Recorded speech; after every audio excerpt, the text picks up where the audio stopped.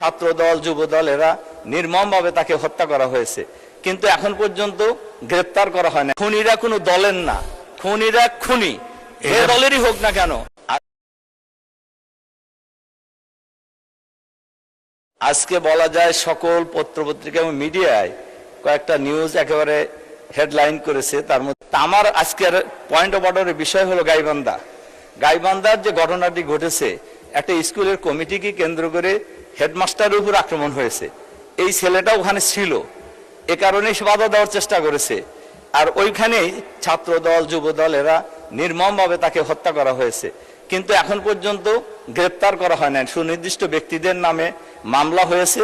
আমি আজকের এই মহান সংসদে আপনার মাধ্যমে প্রথমত তীব্র নিন্দা জানাই যে দেশের আইন শৃঙ্খলা পরিস্থিতি মারাত্মক অবনতি হয়েছে, এবং আমরা অবিলম্বে এই খুনিদেরকে গ্রেপ্তারের জন্য আমি সরকারের কাছে আহ্বান জানাচ্ছি।